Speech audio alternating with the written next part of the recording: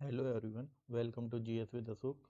हम लोग जो न्यू सीरीज स्टार्ट किया था एनसीईआरटी एमसीक्यू, वो भी साइंस के लिए, उसका आज हम लोग पार्ट 2 करेंगे। और ये सारे एग्जामों के लिए इम्पोर्टेंट है, जिसमें भी जीएस के साइंस के क्वेश्चन पूछे जाते हैं। तो ये एनसीईआरटी से लिए हैं और वही क्वेश्चन लिए हैं जो काफ़ी बार पूछे गए हैं। तो वीडियो को स्टार्ट करते हैं। तो क्वेश्चन नंबर फर्स्ट क्या है? क्वेश्चन नंबर फर्स्ट है, the book a brief history of time. A brief history of time ये किसके द्वारा लिखी गई है? रिटन बाय होम। तो ये जो बुक है a brief history of time, ये लिखी गई है स्टीफन हॉकिंस के द्वारा। मतलब कि ए इज द राइट आंसर, ए हमारा सही उत्तर होगा। स्टीफन हॉकिंस जो है ये बहुत ही फेमस क्या है? कॉस्मोलॉजिस्ट। कॉस्मोलॉजिस्ट, बहुत ही फेमस फिजिसिस्ट एंड कॉस्मोलॉजिस्ट हैं। फिजिसिस्ट और कॉस्मोलॉजिस्ट हैं। कॉस्मोलॉजिस्ट मतलब कि जो ब्रह्मांड की स्टडी करता है वो। तो उन्हीं की ये बुक है। कौन सी? ये ए brief history on off time. ठीक है, तो ये आप लोग याद रखें। और जो बोस हैं, एस बोस, इन्होंने क्या देखा था? इन्होंने बोसोन पार्टिकल जो है, सब एटॉमिक पार्टिकल, बोसोन पार्टिकल की खोज की थी। ठीक है।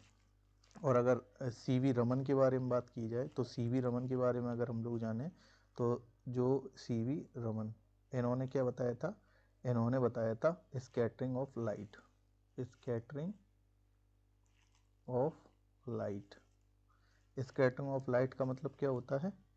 स्कैटरिंग मतलब कि जो प्रकाश का प्रकीर्णन, मतलब कि प्रकाश का फैलना। स्कैटरिंग ऑफ लाइट का फिनोमेना किसने बताया था? सीवी रमन ने। और इनको इसके लिए नोबेल प्राइज भी मिला था। ठीक है, 28 फरवरी और 1928 के दिन, 28 फरवरी 1928 को। और उसी दिन, तभी 28 फरवरी को, 28 फरवरी को जो है क्या मनाया जाता है? 28 फरवरी को मनाया जाता है नेशनल साइंस डे।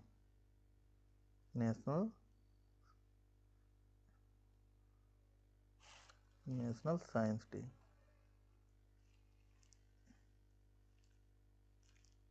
ओके। तो सीवी रमन जी ने किसकी खोज की थी? स्कैटरिंग ऑफ लाइट की। और उसके लिए उन्हें नोबेल मिला था 1928 को। और 28 फरवरी को भारत में राष्ट्रीय विज्ञान दिवस भी मनाया जाता है। और स्कैटरिंग ऑफ लाइट जिसमें कि क्या होता है? सिंगल कलर का फिनोमेना, मतलब कि एक कलर। जैसे कि एग्जाम्पल के लिए अगर हम लोग देखते हैं, जैसे कि blue colour of the sky, blue colour of sky. या सेकंड देखते हैं, blue colour of ocean, blue colour of ocean.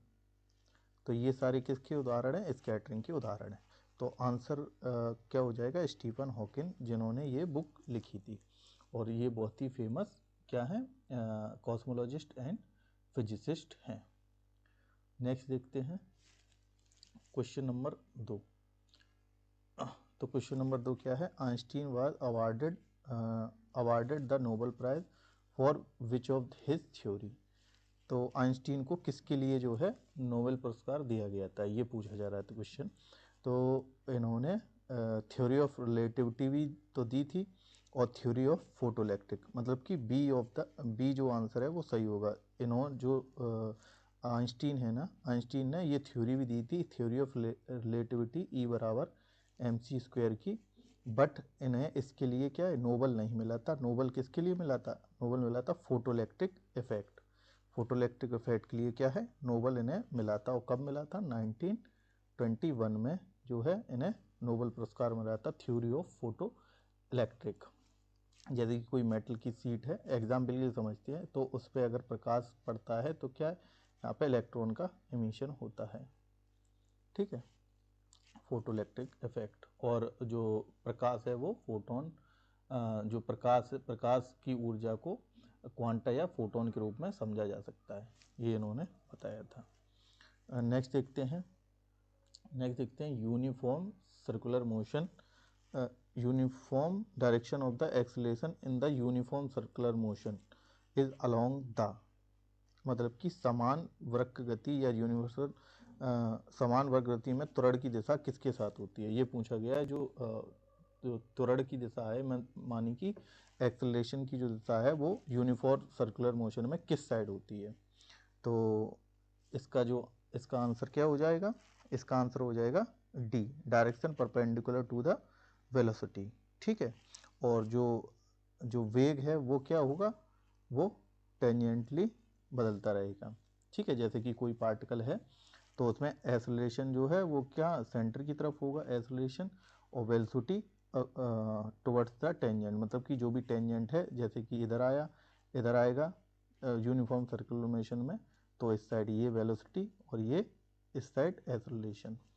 ठीक है, तो direction perpendicular to the velocity. तो अब ये देखो, जो वेलोसिटी है, वेलोसिटी के परपेंडिकुलर है ना इसकी डायरेक्शन, तो वेलोसिटी की जो है परपेंडिकुलर होती है, तो डी जो है उत्तर सही हो जाएगा। और जो यूनिफॉर्म सर्कुलर मोशन है वो क्या होता है, a magnitude is the constant in the time, मतलब कि ए बराबर m v square upon r, ये होता है ये फार्मूला। ठीक है, ये फार्मूला होता है ए बराबर वी स्क्वायर अपॉन आर, इसके लिए आइसोलेशन के लिए। ठीक, तो इसका आंसर हो जाएगा डी। नेक्स्ट देखते हैं, the weight of an object. जो किसी भी ऑब्जेक्ट का जो वेट होता है वो किसके कारण होता है, किसी भी वस्तु का भार किसके कारण होता है, ये क्वेश्चन पूछ रहा है। तो जो वेट होता है, वेट क्या होता है, m इंटू जी। मतलब कि अब इसका मतलब क्या हुआ, वेट और मास में क्या डिफरेंस है। जैसे कि वेट जो है, वेट होता है force acting on the object, मतलब कि F बराबर mg होता है, कि मास पे जो एक्टिंग ग्रेविटी के अकॉर्डिंग लग रहा है वो फोर्स। तो मतलब कि इसका आंसर क्या हो जाएगा, इसका the force exerted on the ground, या a force net force acting on it, और ये हो जाएगा a force acting on it, मतलब कि ए वाला आंसर हो जाएगा। उस पर कार्य करने वाला शुद्ध बल जो है वही क्या होता है, वेट। और वेट और मास में डिफरेंस क्या है, मास जो है वो कांस्टेंट, मतलब कि हमेशा सेम रहता है, कांस्टेंट रहता है। और जो वेट है, वेट जो है वो ग्रेविटी के अकॉर्डिंग बदलता है, अकॉर्डिंग टू ग्रेविटी। जो वेट है ग्रेविटी के अकॉर्डिंग चेंज होता है, ये डिफरेंस है। जैसे कि हम लोगों का जो मास, मान लो कोई भी ऑब्जेक्ट है, कोई भी ऑब्जेक्ट है, ऑब्जेक्ट उसका मास 1 kg है अगर अर्थ पर, ठीक, अर्थ पर क्या है 1 kg, और अर्थ पर ग्रेविटी कितनी है 9.8, ठीक, मीटर पर सेकेंड। तो ये क्या है, ग्रेविटी है, ग्रेविटी के अकॉर्डिंग 1 kg बाहर है यहाँ पे। और अगर जी का मान बदल जाएगा, जैसे कि मान लो पृथ्वी पर इतना है और चंद्रमा पर, जो मून है ना, मून पर डिफरेंट हो जाएगा, क्योंकि वहाँ पे ग्रेविटी यहाँ से कम है, 1/6 है।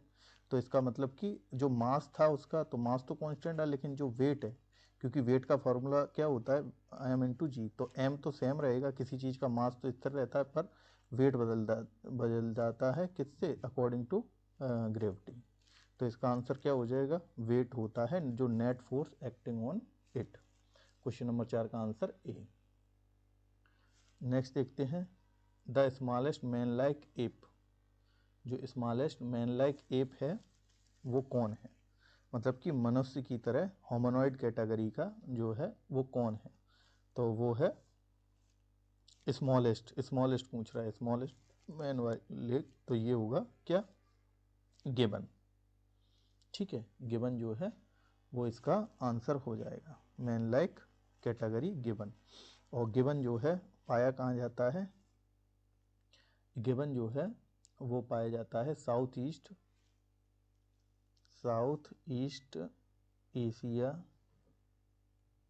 एशिया में जो है ये पाया जाता है। और कौन से फॉरेस्ट में, ट्रॉपिकल यानी कि उष्णकटिबंधीय ट्रॉपिकल फॉरेस्ट।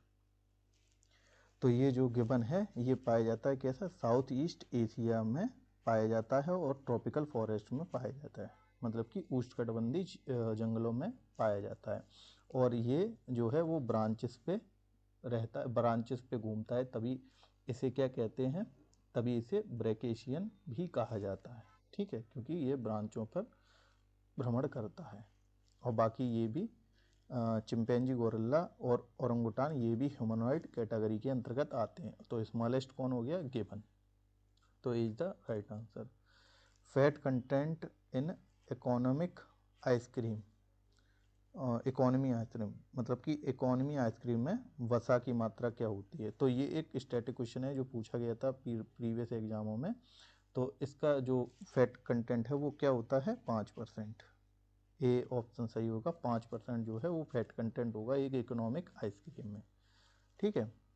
और जो हम अगर फैट की बात करें, तो फैट से हम लोगों को कितनी 9 पॉइंट, अरे जो मैक्रोन्यूट्रिएंट है ना हम लोगों की बॉडी में, मैक्रोन्यूट्रिएंट्स में मतलब कि मैक्रोन्यूट्रिएंट में जैसे कि कार्ब्स है और फैट है एंड प्रोटीन है। प्रोटीन तो सबसे ज़्यादा जो एनर्जी हम लोगों को 50% लगभग एनर्जी किससे मिलती है? कार्बोहाइड्रेट से। और 1 ग्राम फैट में 9.6 किलो कैलोरी ऊर्जा मिलती है 1 ग्राम में, ठीक है, ये है। और प्रोटीन में 4.56 और इसमें 5 पॉइंट समथिंग कार्बोहाइड्रेट से मिलती है। तो ये तीनों प्रकार का ये प्रोटीन कंटेंट है। ये भी याद रखना कैलोरी कितनी मिलती है फैट से, सबसे ज़्यादा 9.6 कैलोरी जो है मिलती हैं। और जो फैट है, फैट का स्टोरेज जो है बॉडी में वो कहाँ होता है? एडिपोज टिश्यू में। मैक्सिमम एडिपोज जो टिश्यू होते हैं उनमें क्या होता है? फैट का कंटेंट रहता है, ठीक है। नेक्स्ट, और ठीक है नेक्स्ट देखते हैं। Beta glucan is a soluble fibre is present in, जो बीटा ग्लूकोन है जो ना वो सॉल्युबल फाइबर किस में होता है?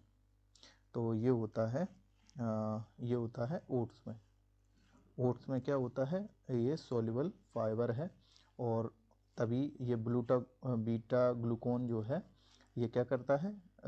ये करता है इंसुलिन को, जो इंसुलिन है,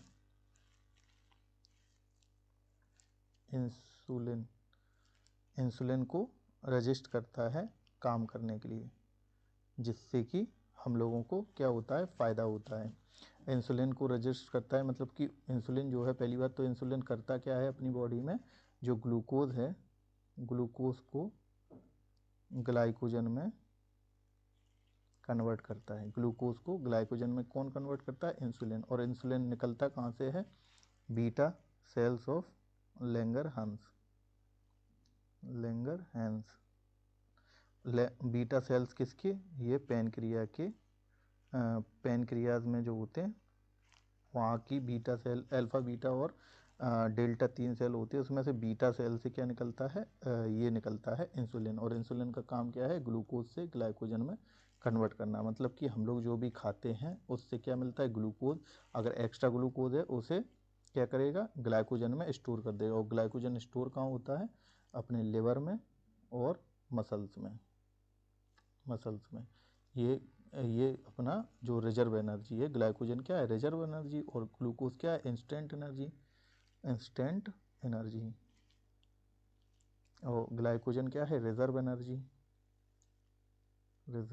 एनर्जी।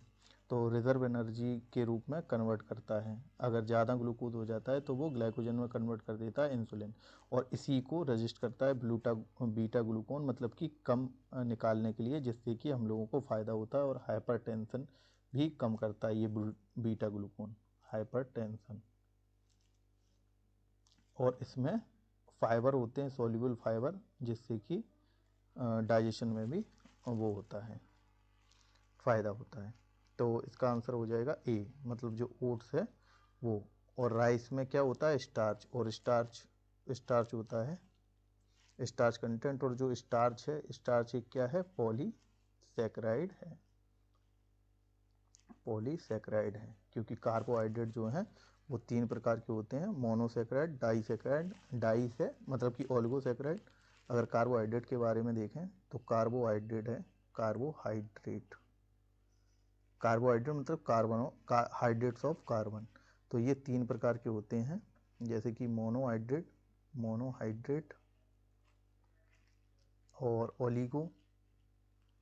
ओलिगो और पॉलीसैकराइड। मोनोहाइड्रेट नहीं, ये मोनोसैकराइड, मोनो मतलब कि कार्बोहाइड्रेट है, मतलब कि सैकराइड है, मोनोसैकराइड, और ये ओलिगोसैकराइड और पॉलीसैकराइड। ठीक है, पॉलीसैकराइड। अब मोनोसैकराइड में जैसे कि एग्जाम्पल के लिए मोनोसैकराइड कौन होते हैं, जिसमें कि जैसे कि 6 कार्बन चेन है, C6H12 और O6। ये क्या है, ये ग्लूकोज का फॉर्मूला है। तो ग्लूकोज एक क्या है, मोनोसैकराइड, और ग्लूकोज और फ्रक्टोज दोनों क्या है, मोनोसैकराइड। और ओलिगोसैकराइड का एग्जाम्पल अगर हम लोग देखें तो जो टेबल शुगर है ना, शुगर जिसका फॉर्मूला क्या है, C12H22O11, C12H22O11। तो ये किससे बनती है, ग्लूकोज प्लस फ्रक्टोज। ठीक है, फ्रक्टोज जिसे फ्रूट शुगर भी कहते हैं, और ग्लूकोज ये इंस्टेंट एनर्जी है। तो इन दोनों को मिला के क्या बनती है, ये ग्लूकोज और फ्रक्टोज मिला के बनती है ओलिगोसैकराइड, यानी कि जो 12 कार्बन से स्टार्ट होता है। तो ओलिगोसैकराइड में C12 से लेके क्या होता है, डाई से लेके, डाई मतलब कि 2 से बना है ना, और 10 तक जाता है, डेक तक। फिर उसके आगे सारे पॉलीसैकराइड आते हैं। जैसे कि एग्जाम्पल हम देखा स्टार्च का, जैसे कि 6,5H10O5 का होल N है, तो ये क्या है, एक पॉलीसैकराइड। तो इसका आंसर होगा ओट्स। अब देखते हैं triple point of the water as. अब ट्रिपल पॉइंट जो है, त्रिक बिंदु वह बिंदु होता है पानी का जिसमें कि क्या होता है, लिक्विड, सॉलिड और गैस तीनों फेज में क्या होता है, टेम्परेचर एंड प्रेशर दोनों इक्वल हो जाएं। ठीक है, तो इसका आंसर क्या हो जाए, वो कौन सा टेम्परेचर है, ये 0.10 degree centigrade and 4.5 mm of Hg, या तो इसका आंसर ये हो जाएगा। ये है ट्रिपल पॉइंट किसका, पानी का। ठीक है, तो ट्रिपल पॉइंट यही होता है जहाँ पे क्या होता है, ऑल फेजेज में टेम्परेचर प्रेशर इक्विलिब्रियम में आ जाए, साम्य अवस्था में आ जाए। ठीक है, तो ये हो गया, ए इज द राइट आंसर इस क्वेश्चन। नेक्स्ट देखते हैं, aspartame and artificial sweetener is made of. जो एस्पार्टेम है एक कृत्रिम स्वीटनर है, वो किसका बना होता है। तो एस्पार्टेम जो है वो aspartic acid and phenylalanine का बना होता है, aspartic acid and phenylalanine. और इनमें जो मिथाइल ग्रुप है, मिथाइल ग्रुप जैसे कि मिथाइल के बारे में अगर हम लोग देखें तो क्या होता है, मैथ है, प्रोब्यूट, हेक्सेप्ट, नॉन डेक, ये होती हैं, ये सीक्वेंसिंग होती है। जैसे कि जो IUPAC में हम लोग पढ़ते हैं, जैसे कि एक कार्बन मैथ, फिर एथ, फिर 3 meth eth, prop but, but 4 carbon, pent, hex, hept, oct, non और डेक।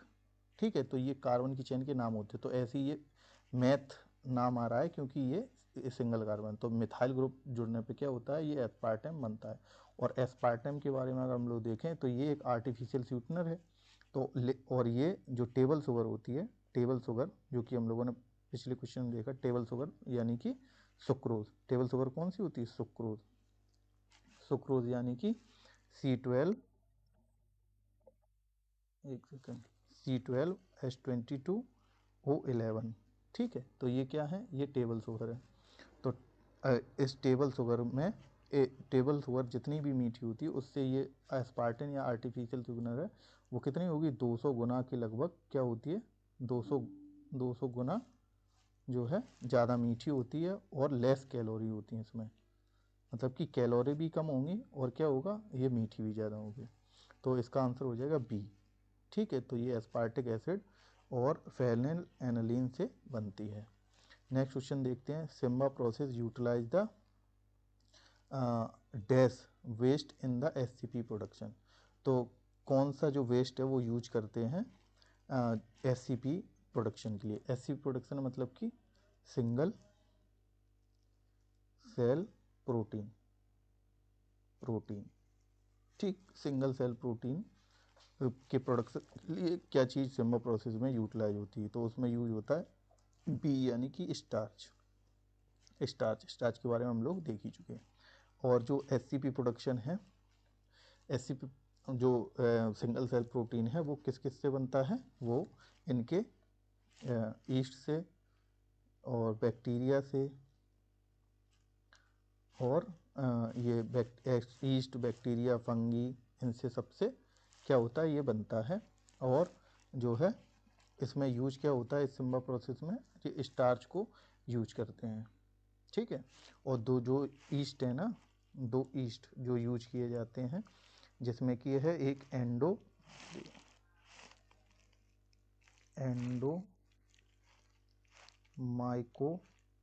एंडोमाइकोप्सिस फिब्रिली और सेकंड है कैंडिडा यूटिलिस। ये दो ईस्ट यूज होते हैं, ठीक है। तो B is the right answer. और प्रोटीन की अगर बात करें तो प्रोटीन किसके बने होते हैं, अगर प्रोटीन की बात करें, तो प्रोटीन किसके बने होते हैं, अमीनो एसिड के, अमीनो एसिड, ठीक, मल्टीपल अमीनो एसिड के। और अमीनो एसिड कितने प्रकार के हैं, दो प्रकार के, एक होते हैं एसेंशियल, एक नॉन एसेंशियल, अपनी बॉडी के लिए एसेंशियल, एक नॉन एसेंशियल। एसेंशियल वाले जो हम लोग बाहर खाने से लेते हैं, नॉन एसेंशियल जो हमारी बॉडी खुद प्रोड्यूस करती है, टोटल 20, ठीक है। और प्रोटीन बनने के लिए मल्टीपल अमीनो एसिड जो है वो जुड़ते हैं एमाइड बॉन्ड से, यानी कि CONH बॉन्ड से, NH बॉन्ड से जो है वो मल्टीपल ये जुड़ते हैं, जिससे कि अमीनो एसिड का, जिससे कि प्रोटीन का निर्माण होता है। और प्रोटीन की कमी से प्रोटीन एनर्जी मेलन्यूट्रिशन हो जाता है, जिससे कि दो रोग हो जाते हैं, एक है मरासमस और एक क्वासरकर एंड मरासमस। मरासमस रोग में क्या होता है, मसल्स जो है वो लूज हो जाते हैं, और क्वासरकर में पेट बाहर निकल आता है और हाथ पैर पतले हो जाते हैं, ठीक है।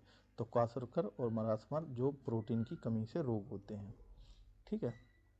और एक मसल्स में जो प्रोटीन होते हैं उन्हें मायोसिन और एक्टिन भी कहते हैं, मायोसिन एंड एक्टिन, ये प्रोटीन कहाँ होते हैं, मसल्स में। नेक्स्ट देखते हैं, Stokes law is used to find out. Stokes law जो है उसका उपयोग किया जाता है क्या चीज़ पता लगाने में, तो उसका जो यूज किया जाता है टर्मिनल जो वेलोसिटी है उसका पता लगाने के लिए। और स्टोक्स लॉ होता क्या है, स्टोक्स लॉ होता है ईटा बराबर 6π/NRV, ये इसका फार्मूला है। तो ये टर्मिनल वेलोसिटी जो है वो निकालने के लिए यूज होता है स्टोक्स लॉ। और सरफेस टेंशन की बात करें तो सरफेस टेंशन F बराबर F/L, T बराबर F/L। सरफेस टेंशन की बात करें, जो सरफेस पे जो काल्पनिक रेखा है वो क्या होता है, सरफेस टेंशन का मतलब कि लिक्विड की प्रॉपर्टी होती है कि अपने आप का जो वॉल्यूम है वो कम से कम रखे, ठीक। और F/L जो है ये इसका फार्मूला होता है, ठीक है, फोर्स अपॉन लेंथ।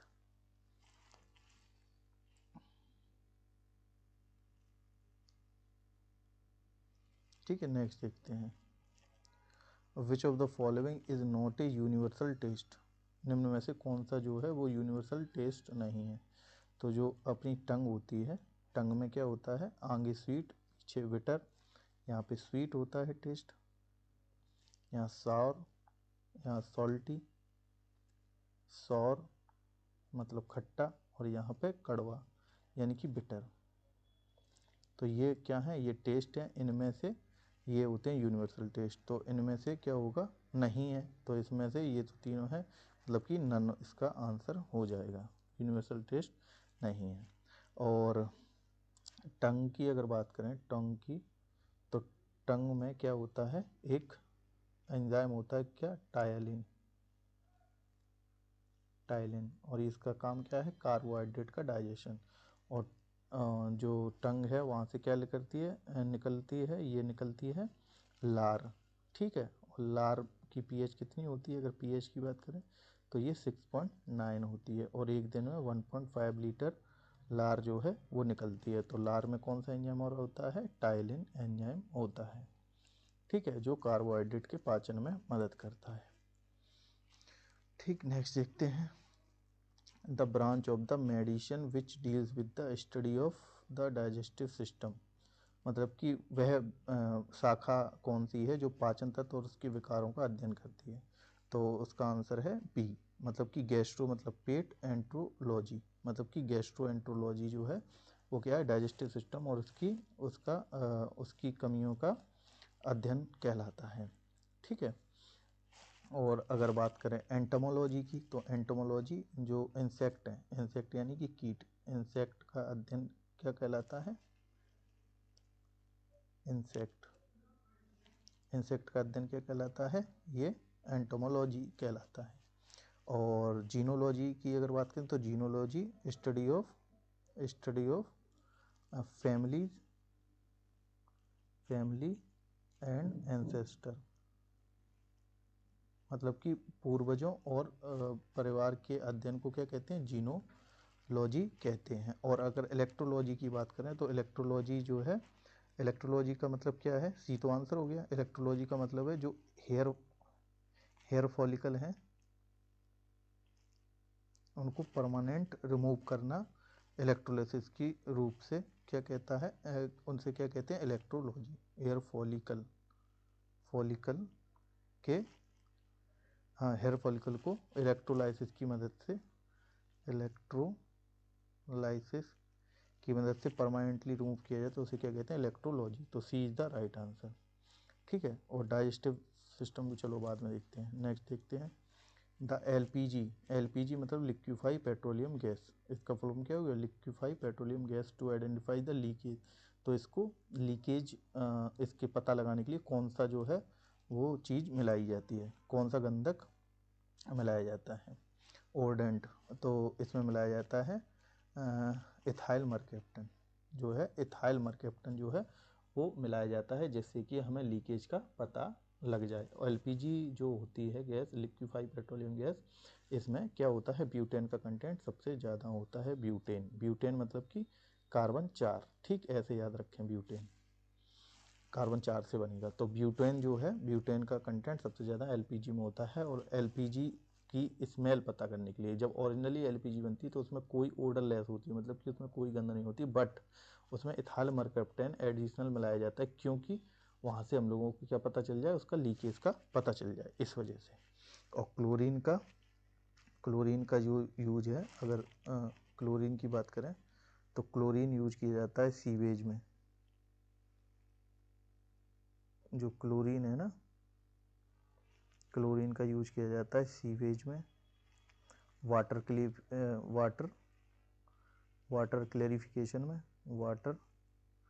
क्लैरिफिकेशन में किसका? क्लोरीन का यूज किया जाता है, ठीक। तो इसका आंसर हो जाएगा जो है D is the right answer. जो इथाइल मरकैप्टन है इसका यूज किया जाता है ब्यूटेन, इसका यूज किया जाता है एलपीजी में गंधक के तौर पर। नेक्स्ट क्वेश्चन है the process through which the physical state of the matter changes from the gaseous phase into the liquid phase, मतलब कि जो गैसियस वह प्रक्रिया बतानी है जिसमें जो गैसीय अवस्था से द्रव अवस्था में परिवर्तित होती है, वह कहलाती है, मतलब कि गैस से लिक्विड में कन्वर्ट होना। तो इसे कहते हैं क्या? कंडेंसेशन। कंडेंसेशन क्या होता है? जो गैस होती है उससे लिक्विड में कन्वर्ट करना। जैसे कि फॉर एग्जांपल हम लोग देखते हैं कि कोई भी पॉट है जिसमें कि वाटर है, तो वाटर को हम लोग बॉईल करते हैं, उसके ऊपर ढक्कन लगा देते हैं, तो क्या होता है? ये वेपर में कन्वर्ट होगा 100 डिग्री सेंटीग्रेड पे, ठीक है।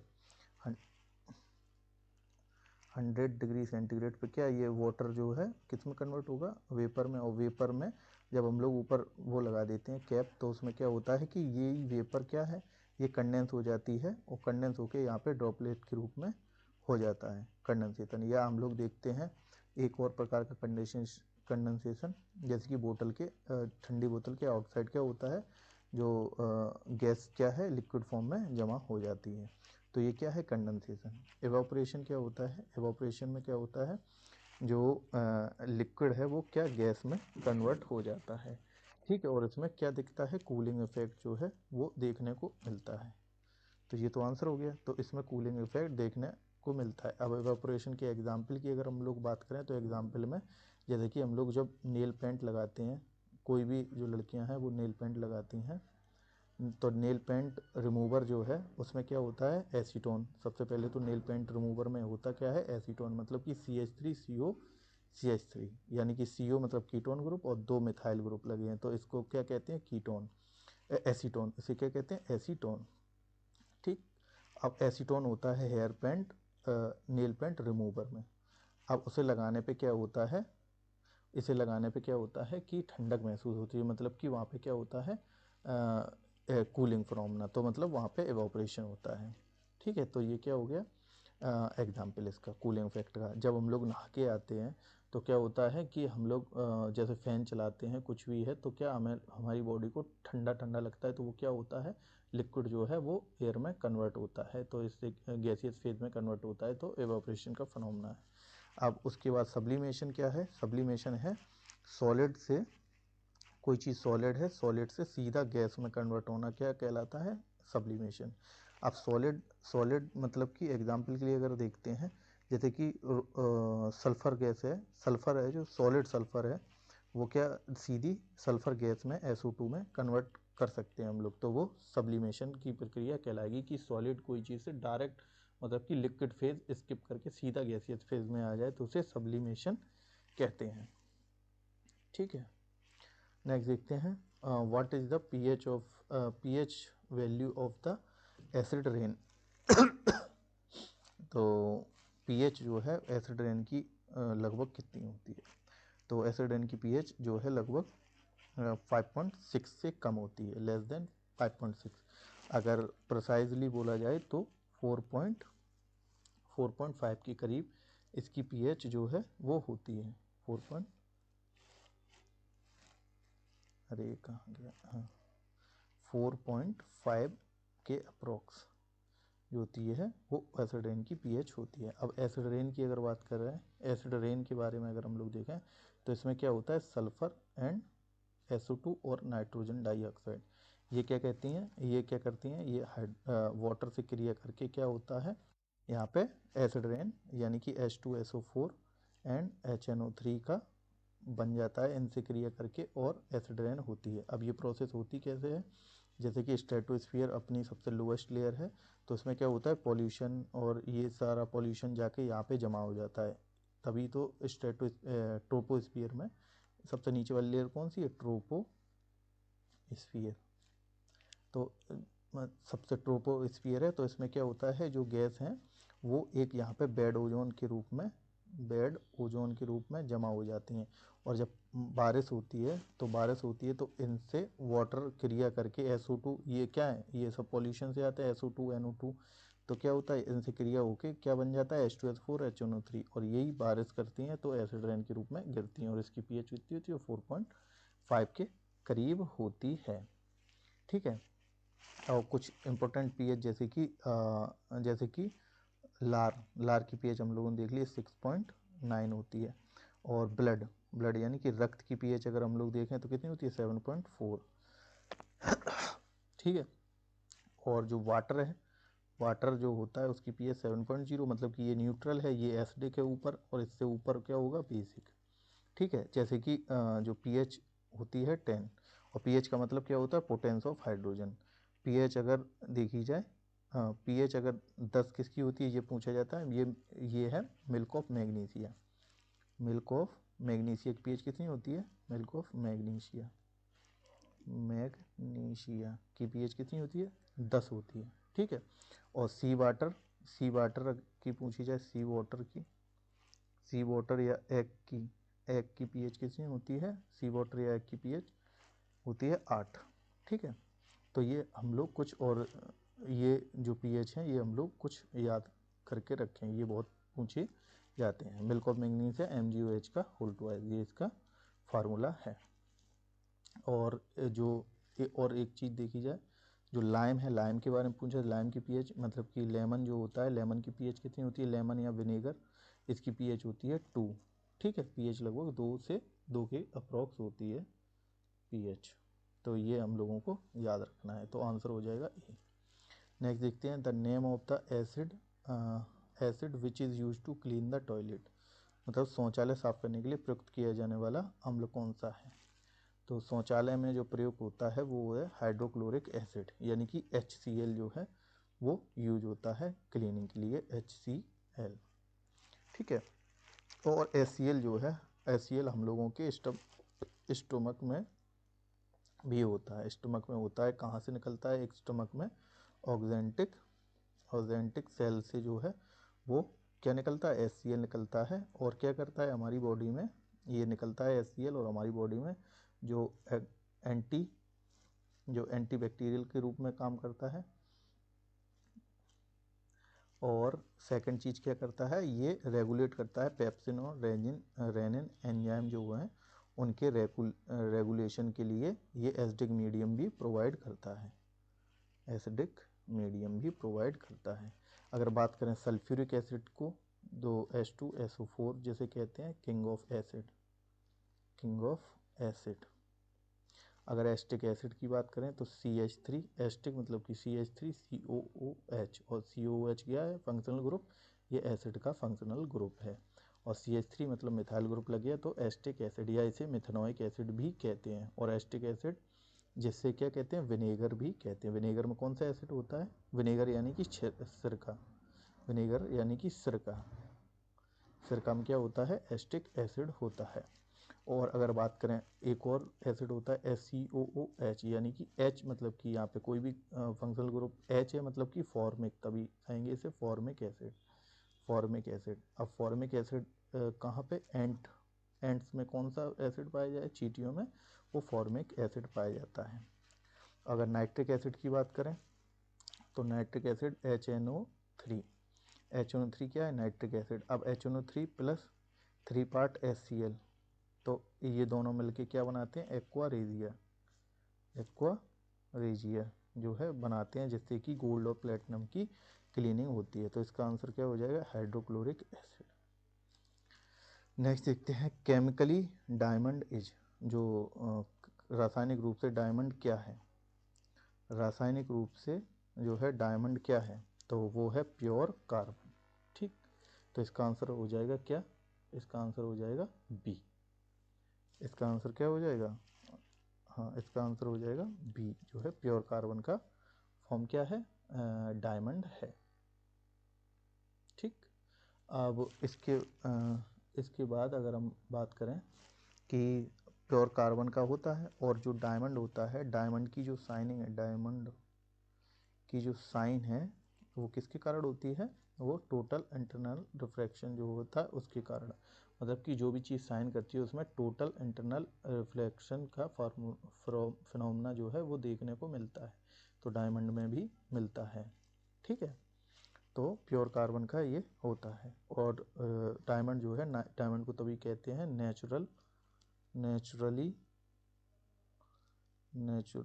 नेचुरल हार्डेस्ट सब्सटेंस, मतलब कि प्राकृतिक रूप से जो है वो पाया जाने वाला सबसे कठोर पदार्थ होता है, कौन, डायमंड।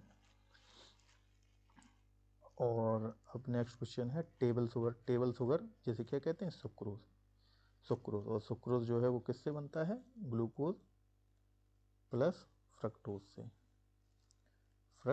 से।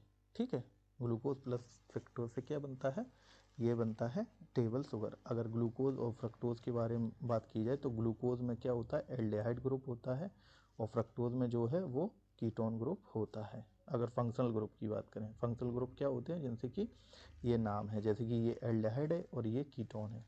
जैसे कि अगर फार्मूला देखें तो CHOH का होल ट्वाइस और नीचे CH2OH, ये फार्मूला किसका है, ये ओपन फॉर्म है ग्लूकोज के फार्मूले की ये क्या है, ओपन फॉर्म है। तो इसी प्रकार से ये क्या है, फंक्शनल ग्रुप, ये क्या है, ये है एल्डिहाइड ग्रुप। और ऐसे ही फ्रक्टोज का अगर लिखेंगे तो यहाँ पे क्या होगा, कीटोन ग्रुप जो है वो लगा होगा, यहाँ पे CHOH हो जाएगा, और यहाँ पे फिर नीचे CHOH का होल ट्राई और CH2OH होल थ्राइज हो जाएगा, क्योंकि 3 कार्बन 4 5 मतलब कि होल 4 हो जाएगा। ठीक है, तो 4 कार्बन 5 और एक 6, तो मतलब कि 6 कार्बन की ये चेन हो गई। तो इसी प्रकार से क्या होता है, ये एल्डिहाइड, इसमें कीटोन ग्रुप लगा होगा और क्या होगा, कीटोन ग्रुप लगा होगा, जिससे कि ये फ्रक्टोज बन जाता है। तो इन दोनों की मेल से क्या बनता है, इन दोनों की रिएक्शन से बनता है C12H22O11 यानी कि O11 यानी कि सुक्रोज, जिसे टेबल शुगर भी कहते हैं। टेबल शुगर या इसे केन शुगर भी कहते हैं, केन शुगर भी कहते हैं। ठीक है, ऐसी लैक्टोज इसे क्या कहते हैं, मिल्क शुगर कहते हैं, इसे मिल्क शुगर। ये मिल्क में जो शुगर पाई जाती है उसे क्या कहते हैं, मिल्क, उसे कहते हैं लैक्टोज। तो B is the right answer. Next देखते हैं, which of the following vitamin is related to the vision. तो मतलब कि दृष्टि से संबंधित कौन सी विटामिन है, तो वो है विटामिन ए। और विजन की प्रॉब्लम के लिए क्या खाना चाहिए, विटामिन ए। इसका रिच सोर्स क्या हम लोग देखते हैं, कैरेट। कैरेट जो है क्या, इसका रिच सोर्स है खाने के लिए विटामिन ए, जिसमें ज़्यादा पाया जाता है। घी में भी विटामिन ए पाया जाता है। और विटामिन ए की अगर बात करें तो इसका नाम क्या है, रेटिनॉल। रेटिनॉल, ठीक है। अगर विटामिन ए की कमी हो जाए तो क्या क्या मेल न्यूट्रिशन, मतलब क्या क्या कमी हो जाती है, एक तो हो जाती है ज़ीरोथैल्मिया और एक हो जाता है नाइट ब्लाइंडनेस। नाइट ब्लाइंडनेस यानी कि नाइट ब्लाइंडनेस यानी कि रतौंधी। और इसे क्या कहते हैं, ज़ीरोथैल्मिया, आँखें जो हैं वो सूखी हो जाती हैं, आँखें सूखी होना। ठीक है, और जो विटामिन वर्ड है वो किसने बताया था, फंक ने। फंक ने क्या बताया था, विटामिन वर्ड के बारे में बताया था। और विटामिन दो प्रकार की होती हैं विटामिन के बारे में अगर देखें, एक फैट सोल्यूबल और एक water soluble. Water soluble B and C होती हैं और फैट सोल्यूबल की ई और डी और ए और के, ये होती हैं जो फैट में सोल्यूबल होने वाली। वाटर वाली केवल बी और सी, बी कॉम्प्लेक्स जिसमें कि B4 B8 नहीं है, B4 B8 B11 B10 ये चीज़ें नहीं है। और इसमें ये दो प्रकार की विटामिन हो गई। अगर हम बात करें विटामिन सी, विटामिन सी को कहते हैं एस्कॉर्बिक एसिड, एस्कॉर्बिक एसिड।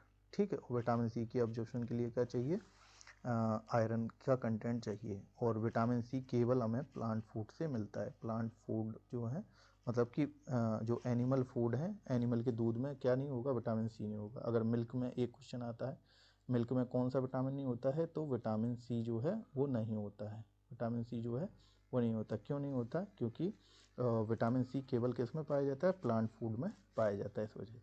और विटामिन सी की अब्जॉर्प्शन के लिए क्या चाहिए, आयरन का कंटेंट चाहिए। तो मिल्क में क्या नहीं होगा, आयरन भी नहीं होगा, विटामिन सी नहीं होगा और आयरन नहीं होगा। और अगर बात करें विटामिन सी से हो क्या जाता है कमी से, इससे हो जाता है स्कर्वी, स्कर्वी रोग यानी कि गम्स ब्लीडिंग यानी कि मसूड़ों में खून आने लगता है। विटामिन डी जिसे क्या कहते हैं, सनशाइन, जिसे क्या कहते हैं सनशाइन विटामिन यानी कि सन, और इसका नाम क्या होता है, कैल्सीफेरोल जो है क्या होता है, विटामिन डी। और फिर उसके बाद देखते हैं विटामिन ई के बारे में। विटामिन ई है टोकोफेरोल, टोकोफेरोल, टोकोफेरोल जिसे क्या कहते हैं, ब्यूटी विटामिन भी कहते हैं, ब्यूटी विटामिन। और इसे इनफर्टिलिटी के लिए भी यूज किया है, इनफर्टिलिटी इसकी कमी से हो जाती है, इनफर्टिलिटी। ठीक है, तो ये था हमारा वीडियो। अब हम लोग इसी प्रकार से कम 30 सेट करेंगे इसके एनसीईआरटी के। तो अच्छे से देखें आप लोग। मैं शॉर्ट इस वजह से रख रहा हूँ क्योंकि आप लोग जो लंबा वीडियो नहीं पसंद करते हैं, इस वजह से। तो अगर वीडियो अच्छा लगा वो लाइक करें, और जैसा एक्सप्लेनेशन चाहिए वो थोड़ी सी या ज़्यादा, तो आप हमें कमेंट में ज़रूर बताएं। धन्यवाद।